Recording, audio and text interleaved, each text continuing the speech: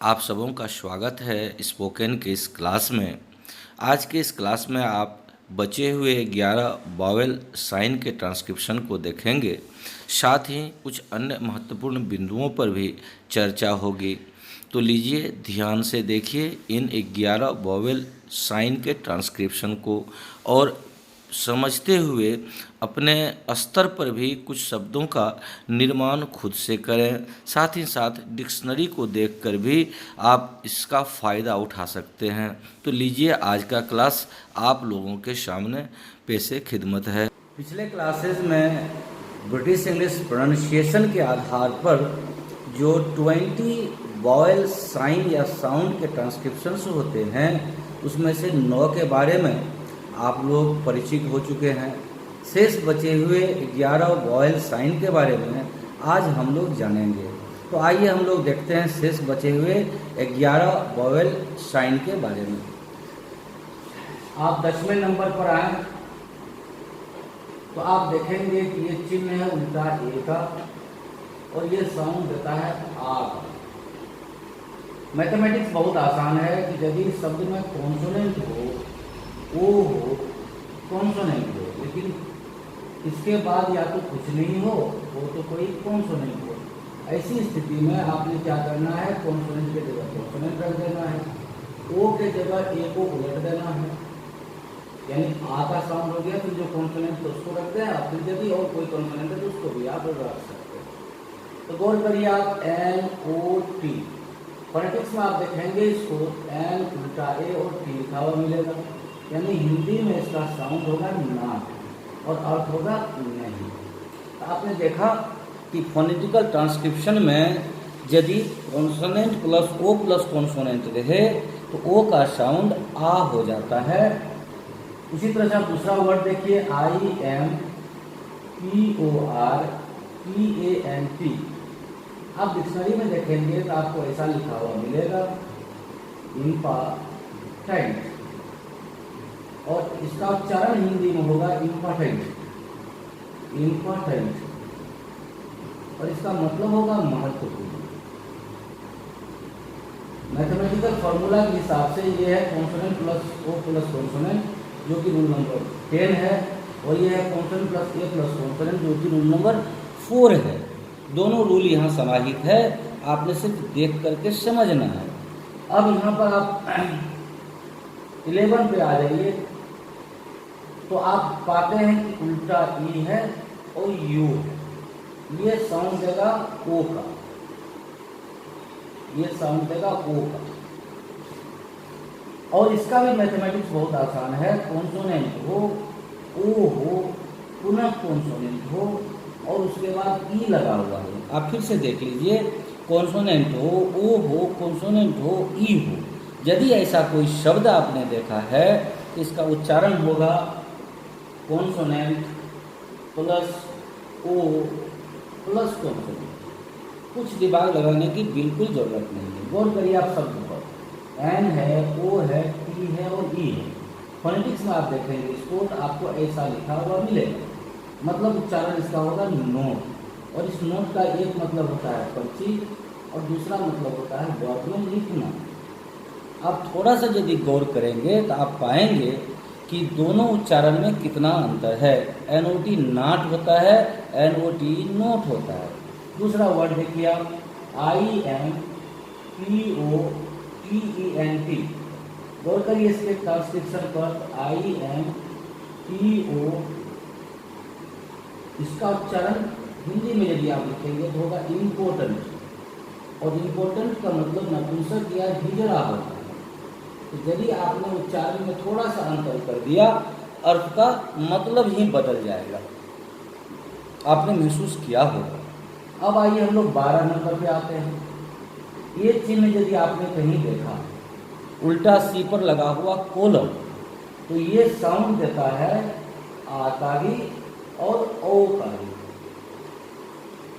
इसका भी मैथमेटिक्स बहुत आसान है, यदि एक बार इस पर आप गौर कर लें तो फिर कभी गलती नहीं होगी। यदि किसी भी शब्द में कॉन्सोनेंट रहे कोई बात नहीं, रहे तो कोई बात नहीं रहे तो भी कोई बात नहीं, ए रहे और ए के बाद डबल एल लगा हुआ है यानी यदि ए के बाद डबल एल लगा हुआ है तो आपने क्या करना है, कॉन्सोनेंट की जगह कॉन्सोनेंट यदि था तो रख देना है और ए और डबल एल की जगह ए रख देना है। अब आप इस शब्द को देखिए, ए डबल एल, इसको फोनेटिक्स में आप देखेंगे तो ऐसा लिखा हुआ मिलेगा, मतलब ये उच्चारण देता है आल का, इसीलिए आल इज वेल। उसी तरह से सी ए डबल एल है, उच्चारण हो गया इसका का, इसका हिंदी में उच्चारण हो गया का। आप बेहद आसानी से इस बात को समझ गए होंगे कि ओ का साउंड आ भी होता है, ओ भी होता है, और फोनेटिक्स में एक ऐसा चिन्ह है जो आ और औ दोनों का साउंड देता है, लेकिन तीनों का मैथमेटिकल फॉर्मूला जो है वह अलग है। अब हम लोग आते हैं नंबर 13।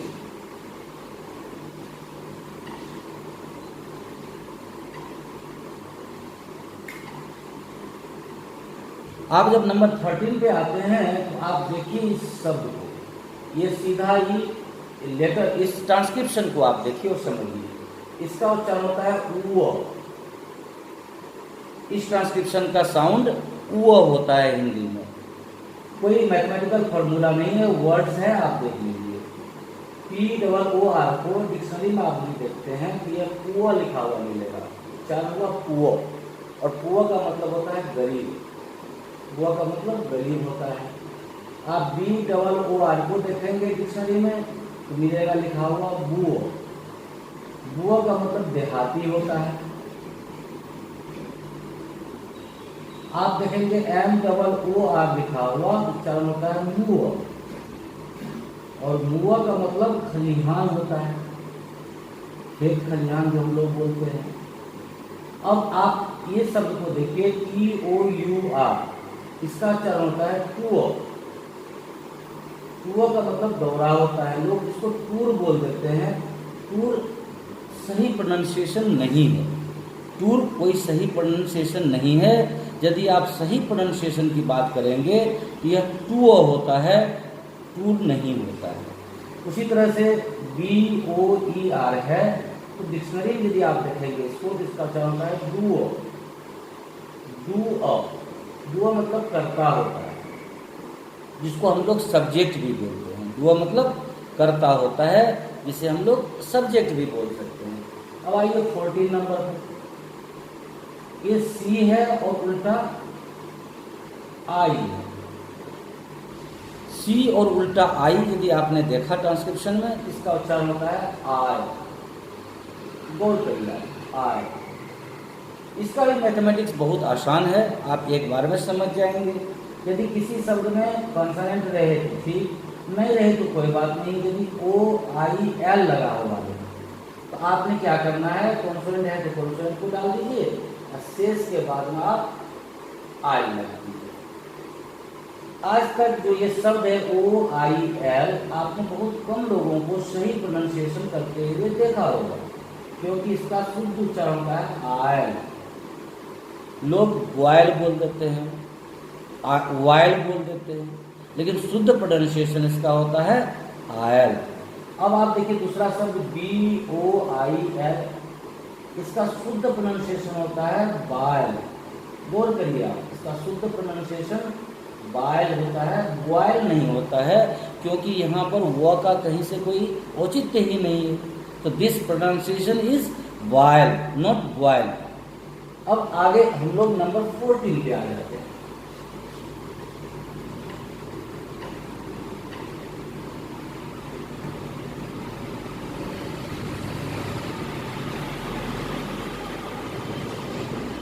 अब 14 नंबर पर आते हैं, देखते हैं ए और आई, और यह साउंड देता है 3 तरह का, आय, आई और आई का। मतलब 3 साउंड है तो नियम भी 3 होंगे, मैथमेटिकल फार्मूले भी 3 होंगे। आपने बस उन मैथमेटिकल फार्मूलों को समझना है। तो आप इसका रूल नंबर 1 में देख लीजिए कि यदि कॉन्सोनेंट हो, आई हो, आर हो और ई हो, करना क्या है कि कॉन्सोनेंट की जगह कॉन्सोनेंट रख दिए, और ए आई आर जो था आई आर ई की जगह आई लगा दिए। फोनेटिक्स में। लेकिन इस बार इस आई का साउंड हो जाएगा आय। इसका साउंड क्या होगा? आय। इसका साउंड आय होगा। जैसे आप देखिए FIRE है, तो इसको डिक्शनरी में लिखा जाएगा FAI, लेकिन पढ़ा जाएगा इसको फायर। फायर का मतलब आग भी होता है और गोली मारना भी होता है, गोली दागना भी होता है। उसी तरह से दूसरा शब्द है HIRE, इस पर ध्यान दीजिए, लिखा जाएगा HAI, लेकिन पढ़ा जाएगा इसको हायर। हायर मतलब होता है भाड़े पर लेना, भाड़े पर लेना। नंबर बी पे आ जाइए, इसका साउंड बी पे। यदि कॉन्सोनेंट हो, आई हो, पुनः कॉन्सोनेंट हो, लेकिन ध्यान दें इस बार ये कॉन्सोनेंट को क्या नहीं होना है? आर नहीं होना है। और उसके बाद ई लगा होगा। कॉन्सोनेंट प्लस आई प्लस कॉन्सोनेंट जो आर नहीं हो, उसके बाद लगा हुआ रहे ई, तो ये इस बार साउंड देगा कॉन्सोनेंट प्लस आई का। लिखेंगे आप AI, लेकिन इस बार इस AI को क्या पढ़ा जाएगा? इसको पढ़ा जाएगा आई, हर से के साथ। जैसे देखिए BITE है, तो फोनेटिक्स में लिखा जाएगा BAIT, लेकिन पढ़ा जाएगा इसको बाइट, और बाइट का मतलब काटना होता है। अब रोल नंबर सी पे आइए। यदि कॉन्सोनेंट हो, आई हो, और उसके बाद लगा हुआ है GH, यानी आई के बाद यदि GH लग जाए तो साउंड चेंज होगा। देखिए ध्यान से, लिखा जाएगा कॉन्सोनेंट प्लस AI, लेकिन इस AI को पढ़ा जाएगा आई। जैसे देखिए आप HIGH, डिक्शनरी यदि आप देखते हैं HAI ही इसमें भी लिखा हुआ मिलेगा, लेकिन इसके साउंड में इस बार हो जाएगा हाई, और हाई का हो जाएगा उच्च।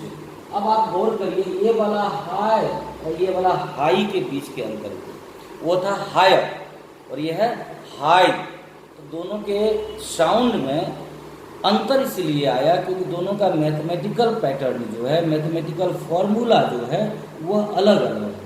तो आप ये भी समझ गए होंगे आसानी से। अब हम लोग 15वें नंबर पे आते हैं।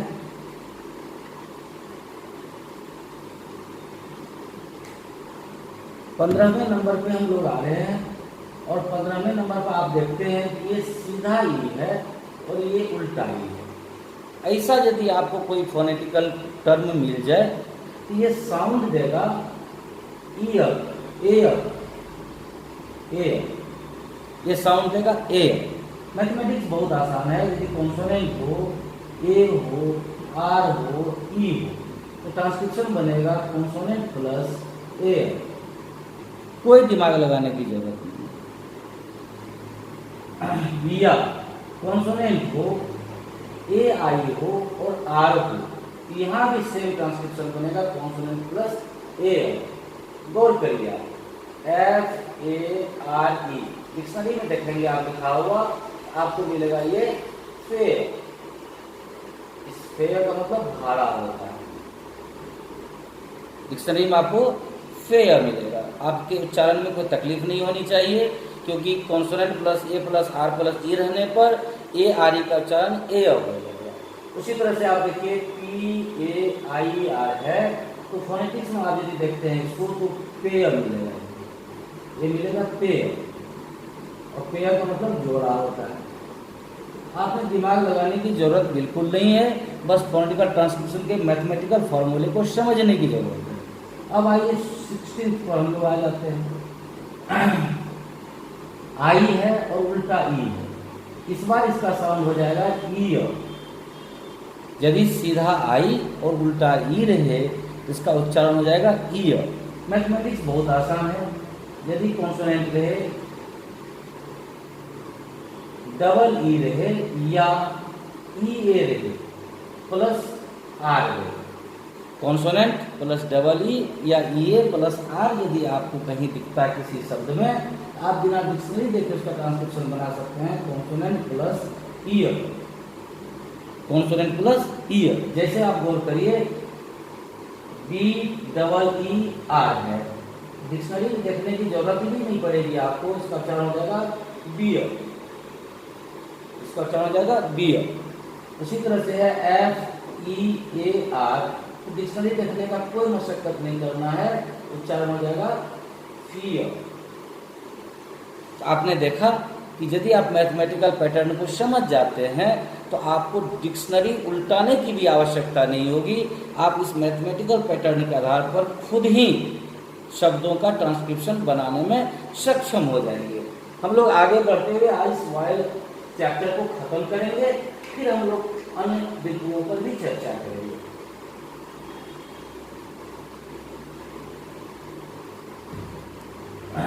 अब हम लोग 17 पे आ गए हैं।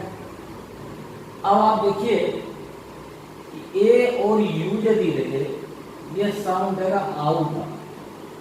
ए और यू यदि आप ट्रांसक्रिप्शन में देखते हैं, इसका उच्चारण होता है आउ।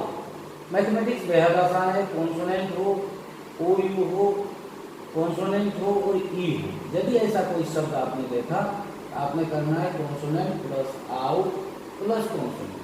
अपना दिमाग लगाने की कोई आवश्यकता बिल्कुल है ही नहीं। जैसे आप गौर करिए HOU ऐसी है, तो फोनेटिक्स में आप डिक्शनरी उल्टाना चाहेंगे तो आप वहाँ पाएंगे HAUS, लेकिन आपको उल्टाने की जरूरत भी नहीं है। आपने देख लिया MOUSE है, उच्चारण हो जाएगा माउस। इसमें भी आपको कहीं डिक्शनरी उल्टाने की आवश्यकता नहीं है। आप सिर्फ मैथमेटिकल फॉर्मूले को समझ लीजिए तो निश्चित रूपेण कामयाबी आपके हाथ में होगी। हम लोग 18 नंबर पे आ जाते हैं। 18 नंबर पर यदि हम आते हैं तो हम लोग के पास चर्चा का विषय है ये वाला ट्रांसक्रिप्शन या ये वाला साइन। ये यदि शुरू में आ जाए फोनेटिक्स में तो अ का साउंड देता है, यदि लास्ट में आ जाए तो आधा अ का साउंड देता है। बहुत आसान है, कोई दिक्कत की बात नहीं है। यदि ए लगा हुआ रहे, उसके बाद कॉन्सोनेंट लगा हुआ रहे, उसके बाद OU लगा हुआ रहे, इस ए का यहाँ लाएंगे जब आप प्लस कॉन्सोनेंट प्लस OU करेंगे तो कोई दिक्कत नहीं है, आउ हो जाएगा यहाँ। ये उच्चारण देगा और। जैसे वर्ड देखिए आप ACCOUNT है, आप डिक्शनरी उल्टाते हैं ये वहाँ ऐसा लिखा हुआ मिलेगा, यानी इसका शुद्ध उच्चारण होता है अकाउंट। अकाउंट इसका शुद्ध उच्चारण क्या होता है? अकाउंट होता है। लेकिन यदि इसको लास्ट में रख दें आप तो कैसा इसका ट्रांसक्रिप्शन बनेगा? इसका ट्रांसक्रिप्शन चेंज हो जाएगा। यदि किसी भी शब्द के अंत में कॉन्सोनेंट ई और आर लगा हुआ है तो इसका ट्रांसक्रिप्शन होगा कॉन्सोनेंट प्लस ये जब लास्ट में आएगा तो ये आधा अ का साउंड देगा। जैसे ही यहाँ आएगा ये आधा अ का साउंड देगा। जैसे आप देखिए SISTER है, उच्चारण होगा सिस्टर। इसको यदि आप डिक्शनरी में देखते हैं तो सिस्टर लिखा हुआ मिलेगा। शुद्ध प्रोनाउंसिएशन के रूप में इसका उच्चारण होगा सिस्टर। मुझे विश्वास है कि आप लोग 18 नंबर को भी आसानी से समझ लिए होंगे।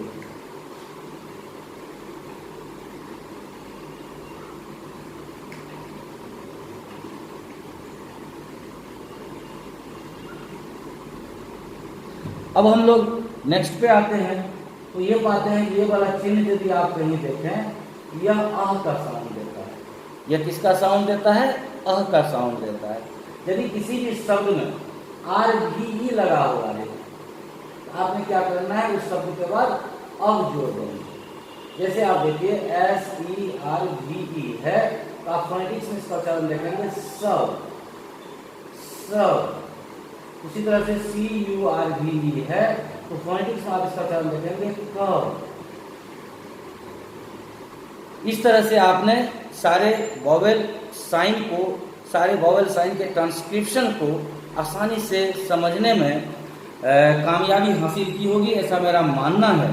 फिर भी यदि कुछ छूट गया हो, कहीं किसी तरह की तकलीफ हुई हो समझने में, तो आप निश्चित रूपेण YouTube चैनल पर कमेंट कर सकते हैं, मेरे Facebook ID पर कमेंट कर सकते हैं और आप लोगों के उन तमाम डाउट्स को मैं क्लियर करूँगा।